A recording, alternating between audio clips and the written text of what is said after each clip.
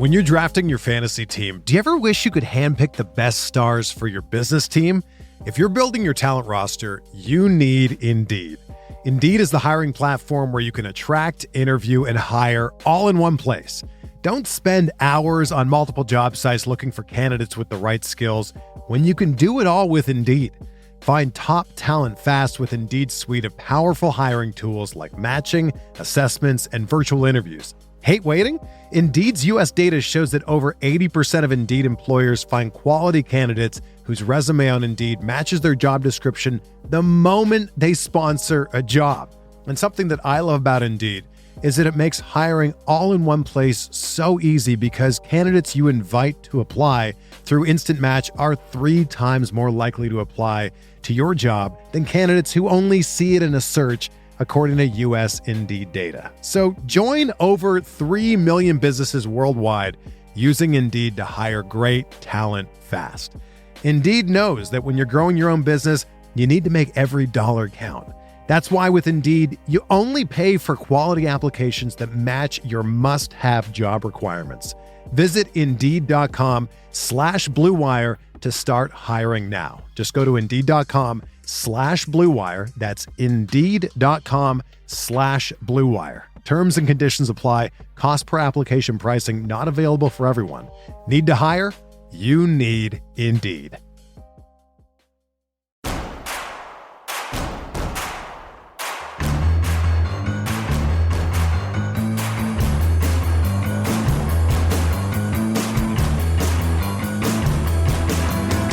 From your favorite source for Chicago White Sox talk, delivering news, interviews, analysis, and more.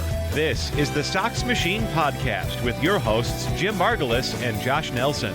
Thanks, Rob, and welcome to another Sox Machine podcast. I'm your host, Josh Nelson, and it's Monday, April 17, 2023, as the Chicago White Sox wrap up their series against the Baltimore Orioles. Despite having a 3-0 lead Friday night heading into the 7th inning and a 4-0 lead after the first inning with Dylan Cease pitching, the Chicago White Sox managed to lose both of those games and yet again another series loss. The White Sox are 6-10 to start 2023, just like they were in 2022, and they are 0-4-1 in series play. Yes, there are some highlights we're going to talk about. Jake Burger has hit a home run off right-handed pitching in 3 straight games.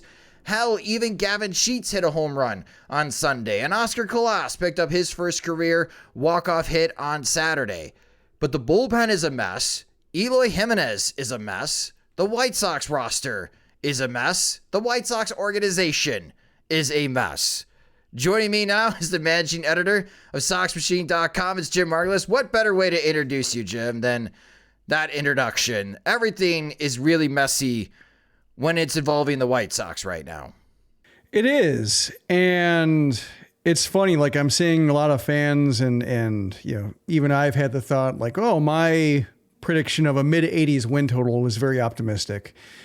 And it's feeling that way. But part of my optimism was almost forced in the sense of, well, if they can't even win 85 or 86 games this season, then they're in trouble. So it was more or less saying like, you got to do this or else what has this all been for?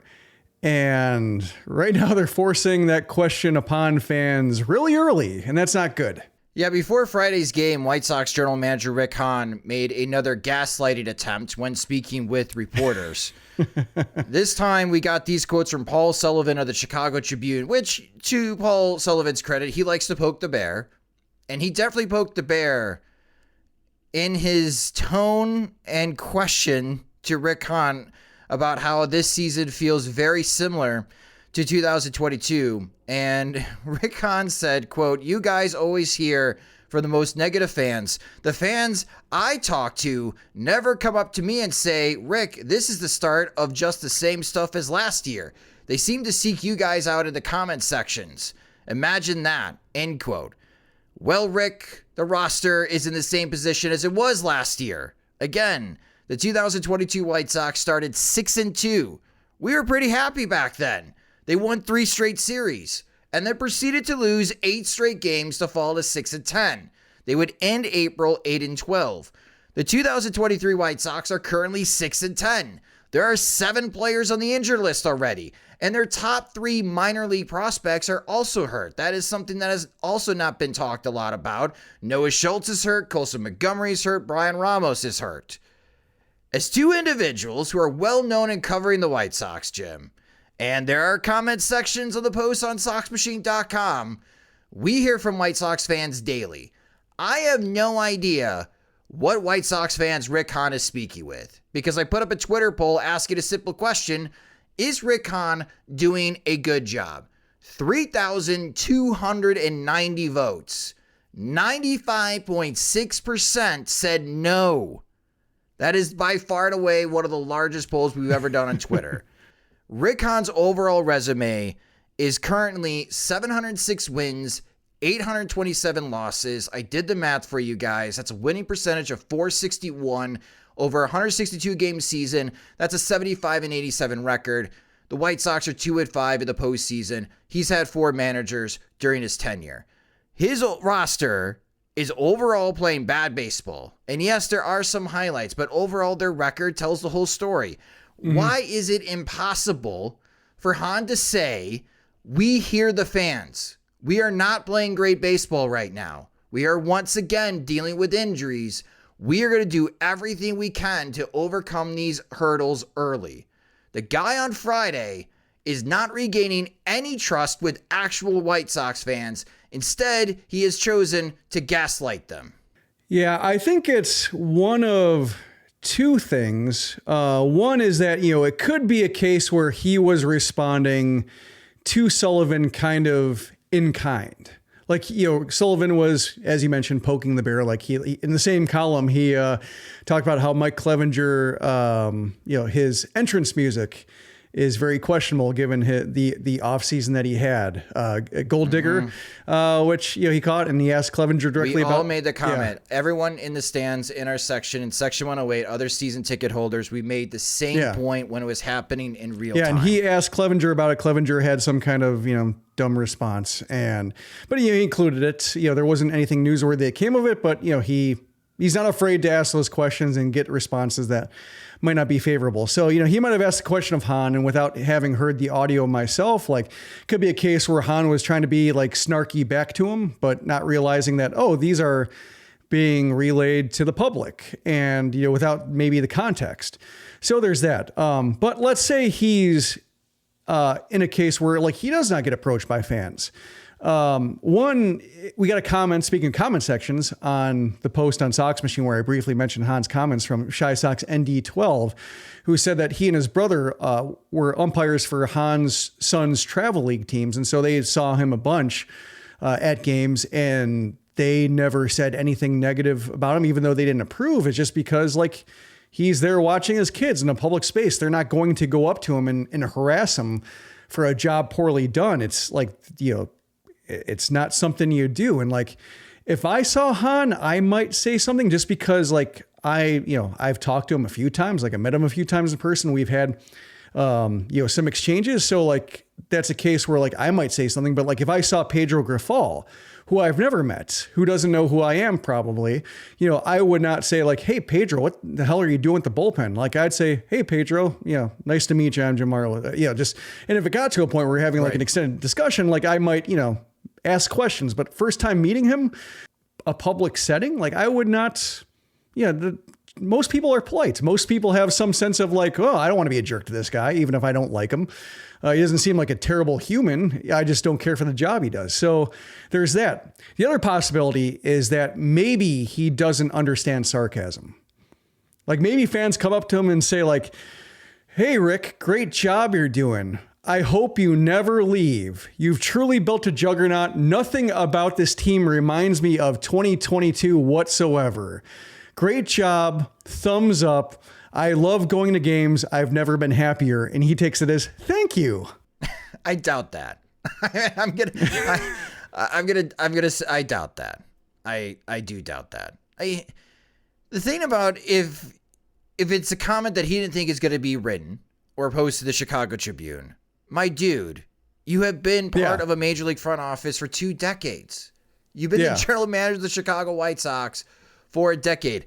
Unless you say the words off record, everything is on the record in this setting. Oh, yeah. I think it was a failed attempt at snark that just didn't, because like what reminded me of was last trade deadline, he tried to like get on the fan side and say like, well, if you're upset about our inactivity besides Jake Diekman, join the club. So am I. I understand where they're coming from. And like, pretending like he's not the guy in charge of converting on targets or augmenting the roster or whatever, like, words he likes to use, talk about adding players. Like, he was trying to be like, I'm with them. And like, no, we're against you. You can't be against yourself. So like he tried to take that tack.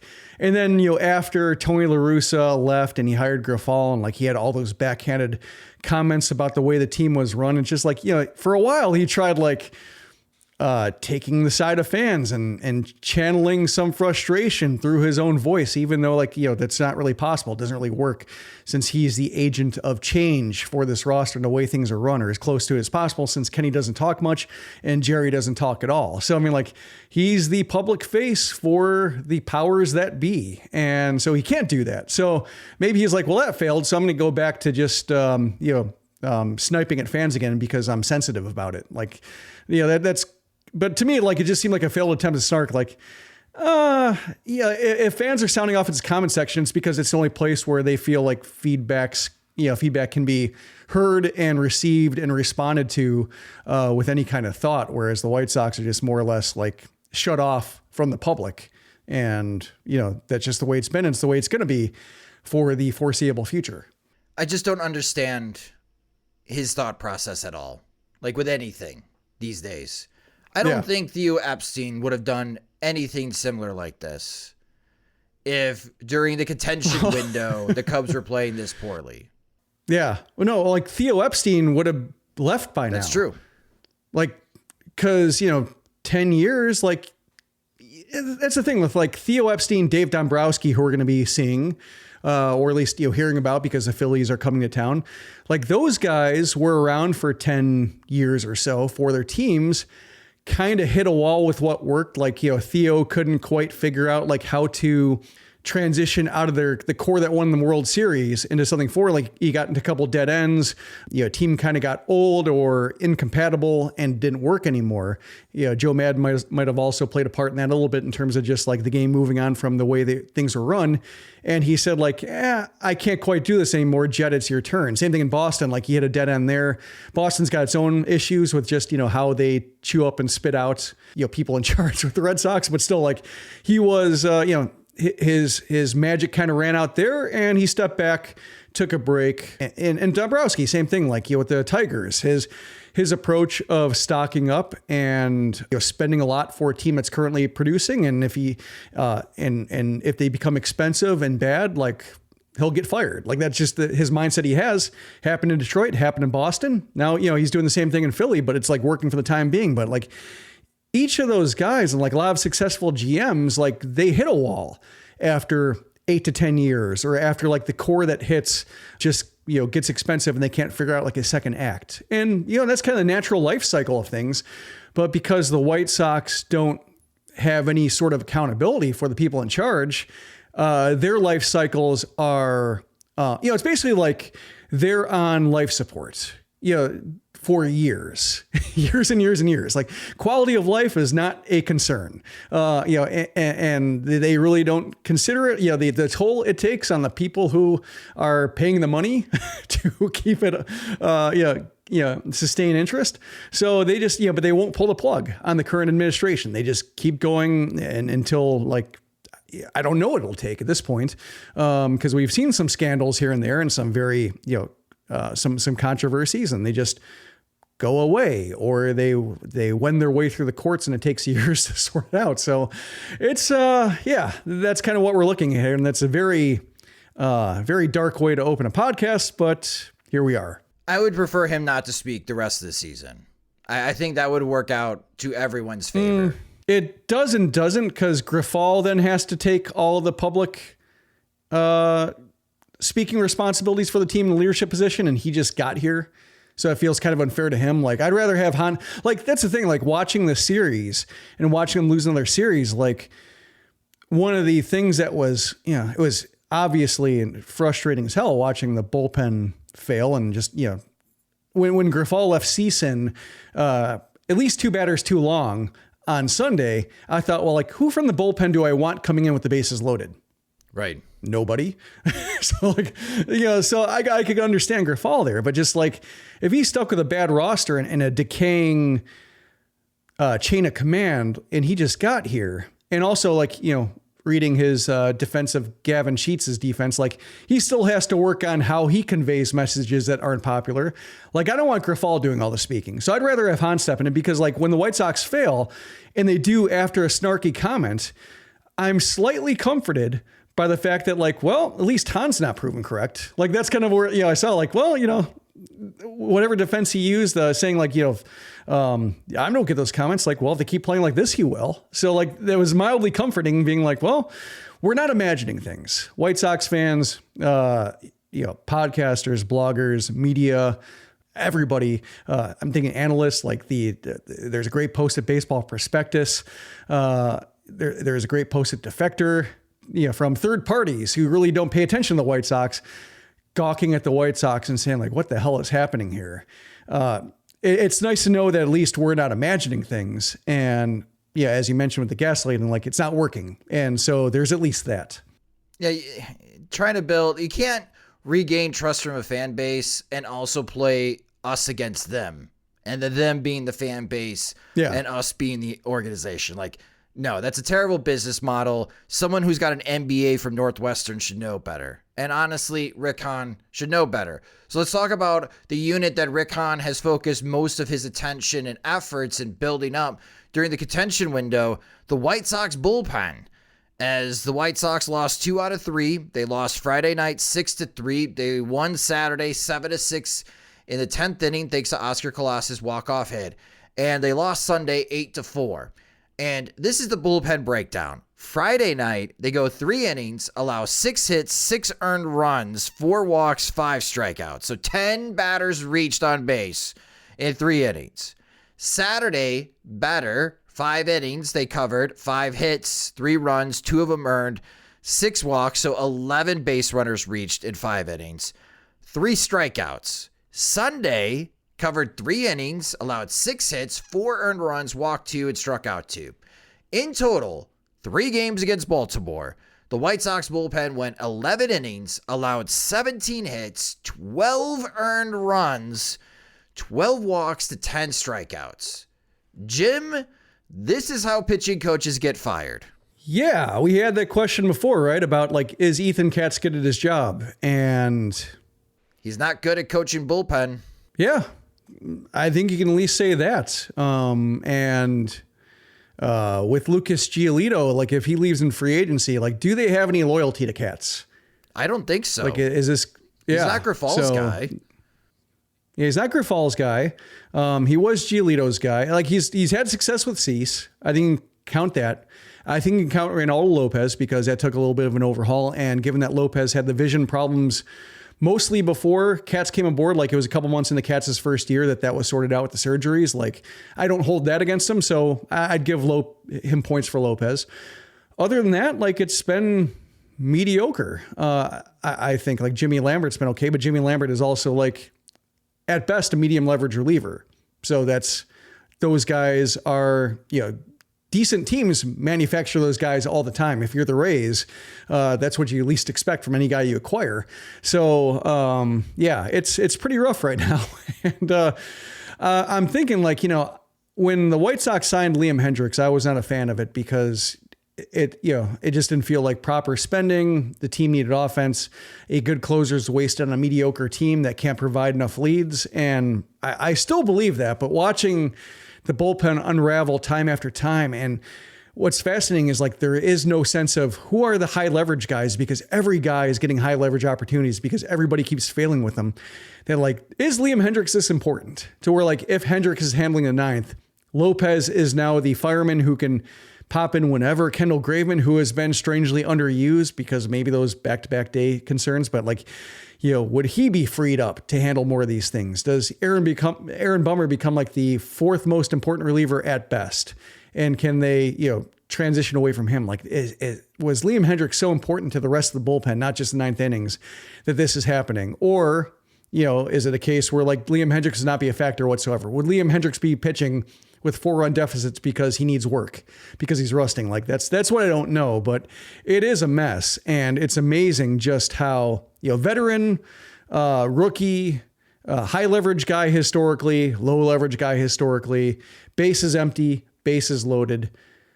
Basically, it's all like it's just random. Like you may as well take their names and numbers out the backs of the uniform because they're all interchangeable. Like you can't trust any of them. Lopez is probably the most trustworthy because he's at least attacking hitters. Like walks haven't been his problem too much, but still, it's so random in terms of just like the quality of the plate appearances or like the pitch quality during those plate appearances is so random that I can't tell relievers apart. So I pity Grifol. Like Grifol's made some questionable choices in terms of like who's a high leverage guy, like Jake Diekman, too much of him. I think definitely, but like watching Aaron Bummer, like he's terrible in the situations too. So like, I don't necessarily, because Bummer was so ragged on Sunday, I now retroactively fault Grifol less for going to Diekman, who maybe looks more competitive than Bummer, even though he doesn't have the same pitch quality. Like it's, I don't know. Like that's why like you may as well just disregard all labels, names, and previous performances because they're all a mess. And as you mentioned, or as we talked about with like Ethan Katz, like it doesn't seem like he has any answers. Kurt Hasler has no answers. So yeah, it's that's with Frank Menachino gone. That's probably the next position to start looking for an overhaul soon among the coaching staff. They've already dipped into the well with Charlotte. They're already rotating guys. We're 16 games in the season, and you're already rotating guys in and out. It's so bad right now that if this doesn't improve in a month, Jim, I have no idea if Liam Hendriks and Garrett Crochet are going to provide that great of an impact, because they may be slow to roll out immediately, right? Like, I don't think they're going to have, you can't go to them 3 straight days. Welcome back, Liam. Congrats on beating cancer. We need you to take the ball 4 out of 5 days so we could just survive. Like, that is such a huge undertaking. And that's why I posted on Twitter that GIF from Community where the guy walks in with pizzas and the apartment's on fire and someone is given CPR on the floor. Like, that's what Liam Hendriks is going to be walking into when he returns to the White Sox, is this complete mess. No one can get him the ball to close out games. He's probably going to have to pitch in the 7th inning. Everyone's going to be like, why is Hendriks pitching the 7th inning? Because the White Sox can't get to the 9th inning right now with guys. I mean, 17 hits allowed, 12 walks, 29 base runners allowed in 11 innings, and only 10 strikeouts. This is by far the worst performing bullpen in Major League Baseball. And I know you touched on it, but I somewhat feel bad for Pedro Grifol because he's going out there right now and he has no one to go to. Very little confidence in anyone coming out of the bullpen. I would say Ronaldo Lopez would be the number one guy that gives me most confidence.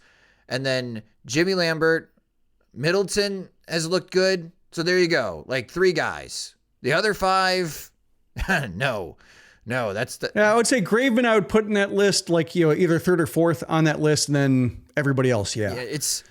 And Graveman hasn't been good either, but like, I trust him a little bit more. The rest are just a stew of bad mediocrity. Or like in Tanner Banks' case, like he just got here.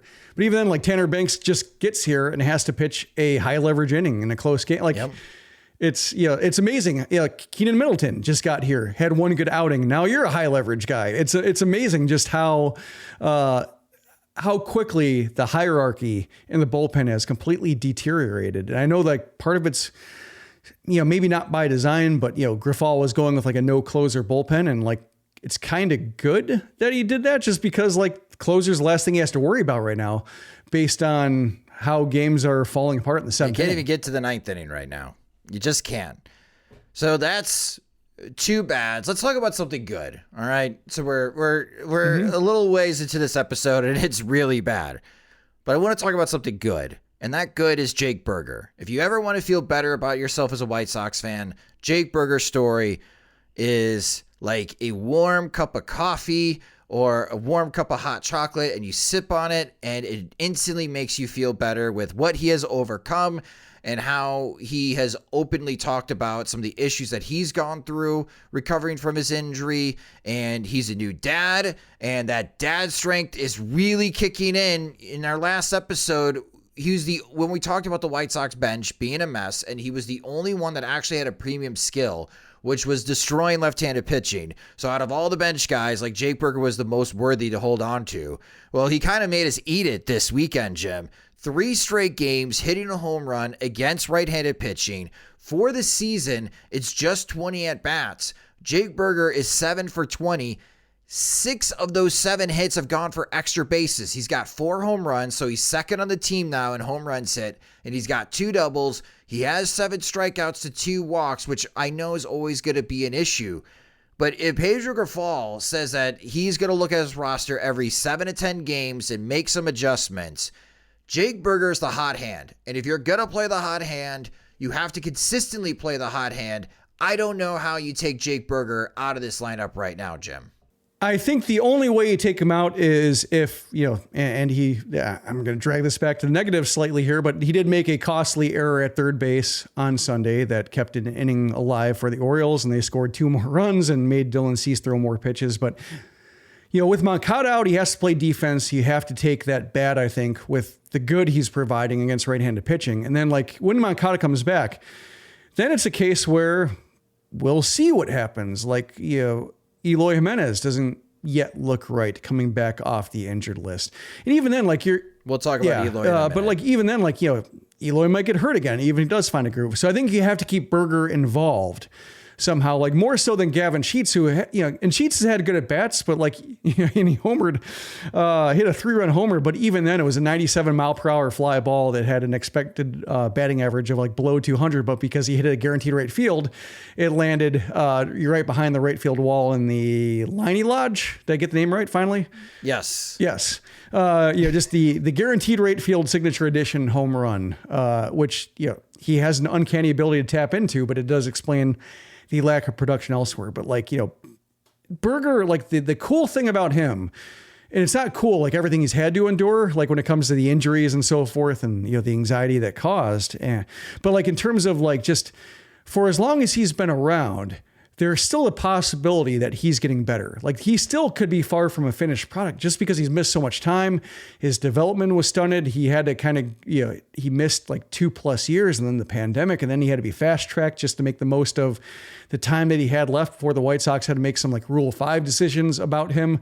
So he could still be a case where he's the age of a standard youngish major league player. But in terms of development, in terms of just learning the league, learning himself, learning about the way he needs to adjust, he could still be a prospect in that regard. So you can't quite count out that all of a sudden he's hitting righting is okay this year, and might hit righties even better if he keeps getting playing time. So that's, it's one of the, relieving or an oasis on this roster, I should say, in terms of a lot of guys Gavin Sheets has to play the outfield. It's not going to go well. Jake Burger playing third base. It's not going to go well. Eloy Jimenez having to play the outfield. Probably not going to go well. Sheets against righty might not go well, but also he might get better just because, he deserves a chance, and probably on the right roster, he'd get everyday playing time in a situation like this where the White Sox are loaded with DHs and right-handed hitters. And so he has to settle for the playing time he gets. We haven't seen that, but maybe in time he will learn. So it's nice to see him making those adjustments. Nice to see that we can't count him out in terms of him doing all he can do in a specific area of the game. Because if he can hit righties, there's a lot more playing time. And then all of a sudden you have to think about if Moncada, is in one of his ruts, do you play Burger there? If Jimenez just is on and off and he's in a rut, do you play Burger there? It's fun to think about. because there's so little that's fun to think about right now with this roster. Yeah, the logical analyst in me would say this is a fun story, but if healthy, Jake Burger is still very much blocked in this roster. At first base, at third base, at DH. Yohan Moncada, Andrew Vaughn, Eloy Jimenez, in my opinion, have more talent than Jake Burger. The meatball fan in me says, shut up, Josh. Let's see if Jake Burger can beat these guys out. Because Andrew Vaughn right now, here's the good news with Vaughn. He is walking. He's got a .394 on base percentage. That is excellent. That is excellent on base percentage. And he's got a .273 batting average, is where I would expect him to be at the season's end. He's slugging .400. He's got 0 home runs and he's got 7 doubles. He does have 10 RBIs, so he is picking up some RBIs. I liked him batting second because if he's not going to hit home runs, well, he is getting on base. So at least let him do that to get the offense going, even though he's not that great of a runner. He has 13 strikeouts to 9 walks. Eloy Jimenez. Wow. 161 batting average, 257 on base percentage, slugging .226. That's 5 for 31 to start the year. He's got 2 doubles, 0 home runs, 4 RBIs. He's walked 4 times, 12 strikeouts. I mentioned this when Eloy went on the injured list, what I would want the White Sox to do, because I was a little bit angry at Eloy for why he was on the injured list with his hamstring strain running from first to third, that I wanted Jake Burger and Gavin Sheets to press the issue. I do not think, and this is both me, the meatball fan, and the logical analyst coming together in this Venn diagram, Jim.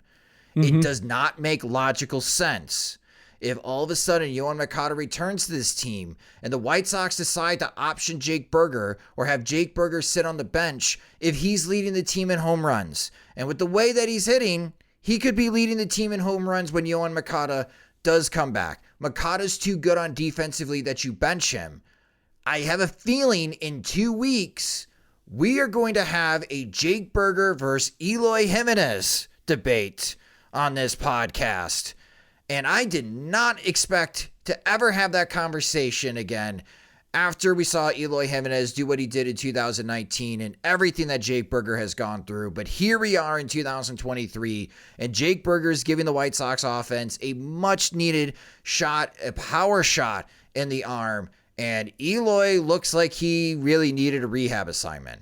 Yeah, I don't want to get too ahead of myself with Burger just because he has his own history of injuries, not just the Achilles ruptures, but also like bone bruises and strains and whatnot. So he's missed his share of time. So I'm not going to think like Burger is going to be healthy 2 weeks from now if he's playing every day. Just, he has as rocky of an injury history. And some would say that's pessimistic, Jim, but that is just the reality with the White Sox. We have no idea who's actually going to be healthy in 2 days. But let's say I'll indulge this scenario where, Burger is healthy and still hitting like maybe unevenly to where he has some bad at bats. The strikeout rate's higher than you want, but still like when he's making contact, he's doing more damage and he's doing damage more frequently. And Jimenez is still, kind of wallowing a little bit in this post-injury, ground balls, not barreling anything up, not really contributing a whole lot.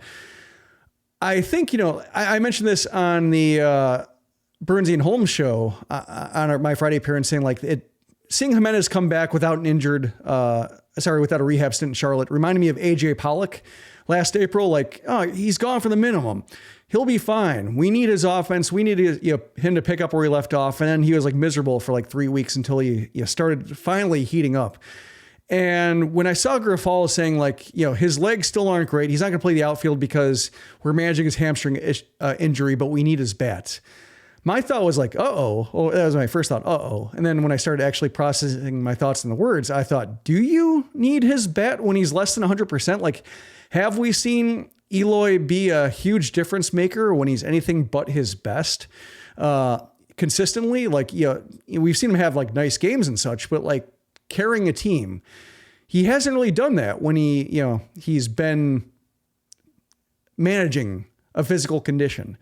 So I didn't like that answer. And if we see Jimenez having that AJ Pollock thing to where he's just not really finding any traction whatsoever while Burger's still smoking in 2 weeks, I would like to see, and I don't necessarily think it's a meatball thing. It's slightly meatballish. But like if you said, like, I want Berger to have Jimenez as at bats, and either Jimenez has to go back to the injured list or, he has to take the Berger role and just, provide some power off the bench or whatever, matchups determine it. I don't necessarily think that's meatball-y, just because we've now seen this core not really working since like the second half of 2021. And if you keep it all together and you change managers and coaching staffs and that still doesn't factor into any improvement, do you start rattling the core? Do you start just shaking it up and saying, demanding some accountability in that regard? We're not going to cut Jimenez, they can say, but we can say like he's not giving us what we need and his condition is not what we need for him to contribute. We're giving Berger the playing time right now until Jimenez shows that he's capable of it, like uses motivation. Like, I don't necessarily think that's meatball-y because they've changed basically everything else aside from Ethan Katz and Daryl Boston. I don't think either of them apply to the situation aside from maybe outfield defense. But yeah, I mean, you have to start drilling into the players if you've swapped out everything else in the front office, and we'll just take Rick Hahn and staying forever. But they've changed everything else in terms of who's in the dugout, and nothing's changing, and you still have the same just going through the motion sense of never getting above 500, and having this tractor beam to where, like, even if you do get over 500 for a day, a 3-game losing streak is coming. Like, that's a case where you do have to start looking at the core and saying, what happens if we take you guys out? Or what happens when we start affecting your comfort, your security? Will that do anything? And perhaps you run the risk of burning some bridges, but you also, run the risk of doing nothing. And if you burn a bridge, or if you do harm a relationship, what harm has that really done if this current core, and we'll exclude Luis Robert from this conversation because he's fine.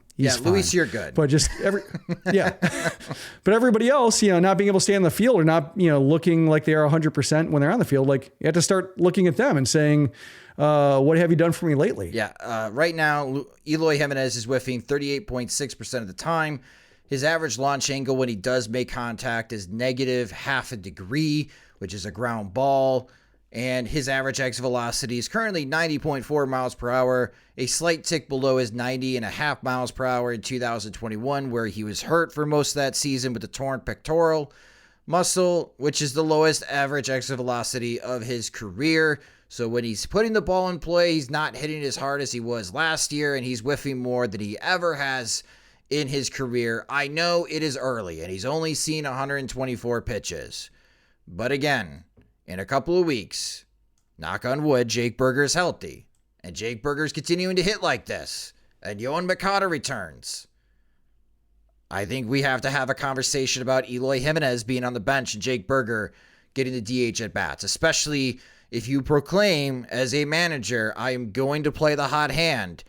We'll see if that gets tested for Pedro Grifol and how he handles this particular situation. But the White Sox, they need Jake Berger in the lineup, especially against the Philadelphia Phillies, which we're going to take a quick break here on the Sox Machine podcast. We have a couple of messages from our sponsors, but coming up next, we're going to preview that series between the White Sox and Phillies, and foreshadowing here, this feels a lot like the series we just watched this past weekend.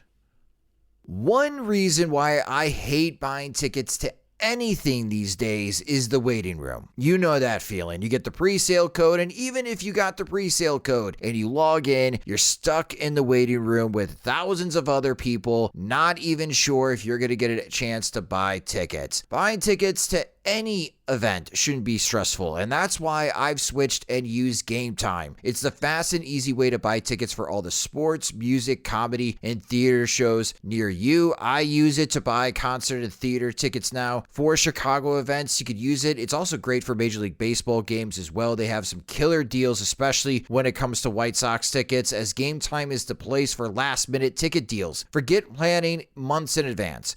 Game Time has deals on tickets right up to the day of the event, and you can get exclusive flash deals on tickets for the baseball games or any of the comedy and theater shows that'll be happening all summer long in Chicago. And what I really like about Game Time is that they have the Game Time guarantee, which means you'll always get the best price. If you find tickets in the same section and row for less, Game Time will credit you 110% of the difference. That's why it's one of the fastest growing ticketing apps in the country for a reason. So snag the tickets without stress with Game Time. Download the Game Time app on your phone, either for Apple or Android devices, create an account, and use promo code Sox Machine for $20 off your first purchase. Terms apply. Again, create an account on Game Time and redeem code Sox Machine for $20 off. Download Game Time today. Last minute tickets, lowest price, guaranteed. Welcome back to the Sox Machine podcast. All right, the Chicago White Sox move ahead as they have 3 more games left to go in this homestand. They are currently 2-4 at Guaranteed Rate Field, and they have 3 games against the Philadelphia Phillies. And during this breakdown, if you think to yourself, man, this feels a lot like the series the White Sox had just against the Baltimore Orioles, you'd be right. The Phillies are off to a tough start. They are 6-10. They started the season 1-5, but they've gone 5-5 in their last 10 games, and they won on Sunday 14-3 against the Cincinnati Reds. They really miss Bryce Harper, I think, in the leadership side, the soft skills side. Offensively, I don't think they miss Bryce Harper. They're second in team OPS in Major League Baseball.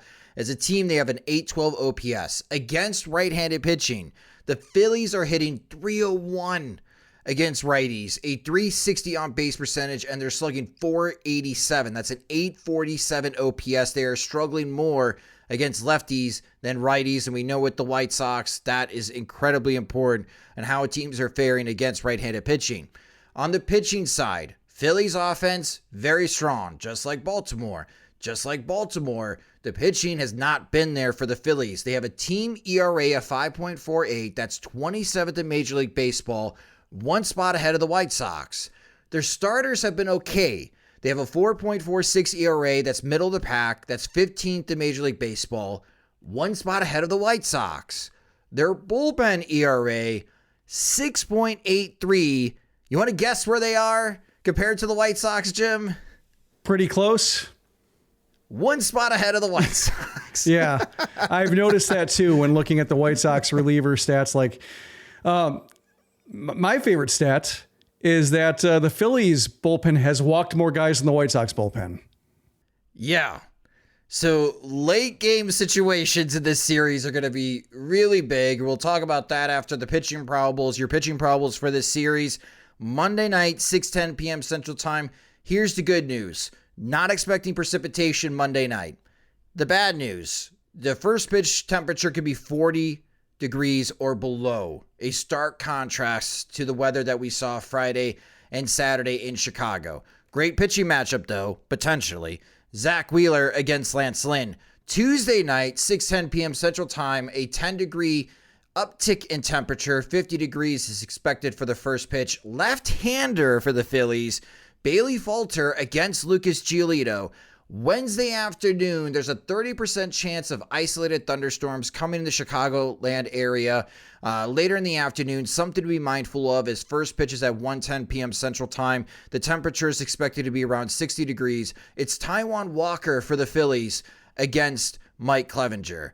And as you pointed out, Jim, the Phillies bullpen has walked more batters than the White Sox bullpen. The White Sox bullpen is a disaster. The Phillies bullpen is a disaster. I'm expecting more chaos because there was so much chaos late in these games between the White Sox and Orioles. Mm-hmm. And that theme, I feel like, is going to continue into this series. And if this White Sox team's going to finally win a series, they're going to have to out-hit the Phillies offense late because neither bullpen is performing well. Here's another stat that surprised me. The White Sox have hit more homers than the Phillies. Wow. 17-15. So wow, that is surprising. Yeah. I mean, especially since you mentioned, like, the OPS for the Phillies is great. They're at 293, 348 on base, 464 slugging. So they're slugging 464. The White Sox are only slugging 418. It's just all coming in the form of, doubles. I think they're leading the league in doubles. Yes, they're leading the league in doubles, leading the league in triples. So like they're making up the extra bases in other ways. They have 6 triples. The White Sox are among 8 teams that have not hit a triple yet. So like that's kind of what we're looking at here in terms of just the power production. And this is a case where, like, as you mentioned, they fare well against right-handed pitching. As we just saw with Gavin Sheets, left-handed hitters can make up or pad their power stats in terms of homers, hitting the ball out to right field. Like, is this going to be a case where the Phillies start regressing to the mean in a positive sense, negative sense for the White Sox? And it reminds me of Cedric Mullins. Like, Cedric Mullins was scuffling coming in the series. Now his numbers look a whole lot better. Is this a case where, like, the Phillies are going to regress and the White Sox are going to pay for it? Yeah, this is probably reverse jinxing, so I don't want to be blamed for this, but Trey Turner doesn't have a home run this season. Nicholas Castellanos does not have a home run this season. Castellanos, his numbers look very similar to Andrew Vaughn's. He's got 9 doubles, no home runs, but 9 RBIs. JT Realmuto, 17 strikeouts to just 1 walk. He is struggling to start the season as he's hitting .259 with a .268 on base percentage. But 2 guys that have really been hitting well for the Phillies, Brandon Marsh, he is hitting .378 with a .440 on base percentage and slugging .756. And Bryson Stott is hitting .380 with a .389 on base percentage. He has 1 walk to 17 strikeouts, but he's slugging .507. Like, there are some really established hitters in this lineup, Jim. Mm-hmm. And there are some, as far as the lefties, especially like someone like Bryson Stott, who has a good start to this season, and of course Kyle Schwarber. You've been making a point of this. Lance Lynn has been really struggling against left-handed batters. He's opposing Zach Wheeler, which we know what Zach Wheeler can do on the mound. I feel like in this opening game, this could be the danger situation here for the White Sox. If they're going to be counting on Lance Lynn to go at least through 5 innings, he's going to have to figure out to limit the impact from the left-handed batters of this Phillies lineup. I'm curious about Wednesday's game, Mike Clevenger. Like, he's been walking a tightrope when it comes to his control, not making mistakes in the middle of the zone, but throwing a lot of pitches outside the zone and getting away with it. But he's been susceptible to lefties and not getting a whole lot of swings and misses. So is this a case where he, finally has to suffer some consequences for suboptimal control? Like, there are some landmines here, but when you look at, I look at Bailey Falter and I think, like, how is he not in the White Sox bullpen? Like, I'd love to have a guy named Falter in the White Sox bullpen right now. You already got Bummer, Jim. Don't be Bummer greedy. and Falter, like, that would be like, nobody would ever want for a headline again. Yeah, like, called Jake Diekman Jake Falter. Like, it'd be great. Like, everybody's Falter in the bullpen. But Wheeler, it's funny. Like, I still root for Wheeler just because, like, the White Sox, if you believe the reporting, they actually outbid the Phillies for Wheeler. And I can kind of defend them, not going like, 5 and 130, just because that was already an excessive contract. I can understand, like, the White Sox being like, well, we were only planning on offering 4 for 85. And now we're at 5 for 120 and we have to go to 5 for 130. Is this really that, are we paying way too much? Turns out they're not, but, like, I like seeing Wheeler show that he was worth spending $100+ million on a contract, and, like, showing the White Sox, they should have maybe pushed farther, or even if they whiffed on Wheeler, they should have turned up the pursuits for other premium players because it's worth spending the money. So, like, I don't mind Wheeler providing an up close and personal example of the rewards of spending the money in front of the White Sox. But, it's a case where, like, just, going back to Pedro Grifol again, like, I don't want him to have to keep answering questions about a roster that was already flawed before he came in. Just being like, here's another terrible performance against righties. Like, eventually they have to turn this around against righties if they want to figure it out. But yeah, it's definitely a tough early assignment. And if it's a case where, like, they haven't won a series and then they're spotting an opponent a game because Zach Wheeler is good and they can't hit good righties, like, this is going to be a long season. They have to win the second game. I mean, it's a left-handed pitcher, Bailey Falter, in 15 innings this year and 3 starts. Falter has allowed 19 hits. He's only walked one batter through 3 starts. That's the good news. But 19 hits allowed in 15 innings. So the White Sox should be able to hit Bailey Falter and do some damage and give Lucas Giolito an opportunity to have a cushion, and hopefully Giolito could go through 6. It is so imperative that the White Sox starters get through 6 innings in this series. They have to get through 6, and they have to do so with hopefully a lead, or again, just it could be very chaotic in the last 3 innings of these games. And it goes to this next conversation I wanted to have with you, and I don't have the data to back me up here, so this is just based on feeling for everyone that's listening to this and watching this. For the games that you have been watching to start this season, there's been so much conversation about game times and pitch clock. I don't know about you, Jim, but when watching in person this series between the White Sox and Orioles, the first 5 and 6 innings are flying by so much that, based on speaking to beer vendors at Guarantee Rate Field, they feel like the White Sox are going to follow other teams and extend beer sales going into the 8th inning because of just how quickly the game is going through the first 5 and 6 innings. And then the game kind of drags in the last 3 innings with the bullpen changes, especially if your bullpen is not performing well like the White Sox. Are you getting that same feeling when you're watching on TV? Because that's how I felt over the weekend in person watching the games. No, I'm very surprised when I look at the time of game afterwards and say, wow, that was only 2 hours and 40 minutes, or that was only 3 hours and 10 minutes when it felt like a 4-hour game.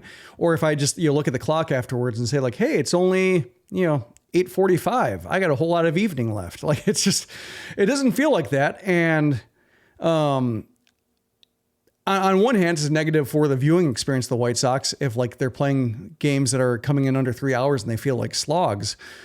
On the other hand, like when the pitch clock was finalized and going through spring training, and people were bringing up like the hypotheticals of what if it's the World Series, or what if it's the a pennant race game and you have the 8th inning and the bases loaded. Don't you want the drama? Don't you want a pitcher to really take his time? Don't you want the hitter to be able to step out and collect his thoughts, and want to feel like it's being rushed? And I'm inclined to say, no. Like I'm inclined to say like time is relative, and if it feels tense, and if every pitch feels important, and if you're on the team that's on the verge of giving up the lead, or if you're on the side of the team that's about to take the lead, if they can just come up with that one hit, it's still going to feel like it's taking forever. Even if it is, if they're working on a 20-second pitch clock, and if they have to be in the box by 8 seconds, locking eyes with the pitcher, like there's a little bit of relativity here to where when there's enough drama and when there's enough frustration and fear, it's still going to feel, seconds are still going to feel just as long as they do in any other sport that's on a clock. Like the last 2 minutes of an NHL game when there's an empty net, or the last 30 seconds of a game when there's so much time to foul, or, NFL game when, the team is marching down the field and, 45 seconds all of a sudden feels like 3 minutes, even if they have no timeouts. Like, sports has a way of bending time to feel a lot shorter, a lot longer, depending on like how much time you actually need or how fast you want to see the clock go. So while I'm discouraged by how the White Sox are warping time and making it feel, like it's taking forever, by the time October comes, and assuming the White Sox are not playing in October based on how they currently look, and you're just watching games as a baseball fan, it should be, to me, it's reassuring to know that, if we're watching games, none of the drama should be lost based on the way these early games are still making these at-bats and battles feel like they're just perpetual. Yeah, on a 90-minute Peloton ride, for me, I can get through the 5th inning. 6th through the 9th innings feel like that's another 90 minutes, even though it's 4 innings compared to 5. Like, that's a difference right now with the pitch clock. And for this series against the Phillies and like the series against the Orioles, I feel like the first half of the game is going to go very quickly. And then once you get into each other team's bullpens, we're going to see a lot of chaos in these 3 games, White Sox fans. And hopefully the White Sox are on the good end of the chaos Hopefully they do win this series. They need to win this series. Hopefully they get to face old friend Craig Kimbrell, because Kimbrell in 7 games has a 7.5 ERA, and he has not looked good. He's got 6 walks to 6 strikeouts and 7 hits allowed in 6 innings. He has not pitched very well. I'm wondering how much longer the Phillies will continue to ride with Craig Kimbrell in high leverage situations. It could feel very similar to the Orioles series. And on Thursday, when we have later this week, when we have the next Sox Machine podcast, and we recap this series, we may be rehashing the same talking points again of the bullpen's bad. Here's this one good hitter that had a great series. Maybe they could provide a spark. And here are 2 other things that were bad. Like, that's just kind of how the 2023 White Sox are starting here. They really need a good series, because after this, they go on the road to Tampa and Toronto, and I'm not even going to bother trying to pretend that road trip's going to go well for the White Sox. So they really need some good vibes. They need to win this series, and if they don't win this series here, we could see a really ugly end to April, Jim. Yeah, I'm really hoping if we do see Craig Kimbrell that it's as miserable as his time when the White Sox was. Like, that was probably it's partially because of the White Sox trade deadline and just, buying closers when they're not great at providing leads. But also just like, it also annoys me in the sense of like putting the Hall of Fame tag on closers. And I already think closers get way too much support in the Hall of Fame already, but just like thinking like he's a Hall of Famer, and yet, his constitution is so delicate that he can't pitch in the 8th inning. Like, how is it a Hall of Famer if, his appearances had to be so structured? So to see him, struggle with the White Sox, then, kind of be unremarkable with the Dodgers and fall apart towards the end, and then go to the Phillies and not be anything there. It's just like, it's reassuring to me in terms of like, I'm not completely insane and old man yells at clouds about relievers. Like, this is a case where like he wasn't as good as people said he was, or at least his peak, ended a lot earlier, and he did not quite recapture it the way people thought. And future Hall of Famer, he is not. Like, I think that's kind of how we're looking here with Kimbrell. But if he shows up and throws a 1, 2, 3 inning and strikes up the side in 11 pitches, like that is not going to be satisfying. Yeah, the one guy to watch out of the Phillies bullpen who has been pitching well has been Jose Alvarado. In 6 appearances in 6 1/3 innings, he's only allowed 4 hits, just 1 earned run, which was a solo home run, 0 walks, 16 strikeouts for Jose Alvarado. So if Jose Alvarado comes into the game, not a good sign for the White Sox. Anyone else from the Phillies bullpen could be a good sign. And hopefully the White Sox are on top of what should be a chaotic end to these games. Yeah, Gregory Soto has been disappointing so far. And like, I remember watching him with Detroit and looking at his stats. He went 48 for 52 in save opportunities, over 2 years when he got the closer job halfway through 2021.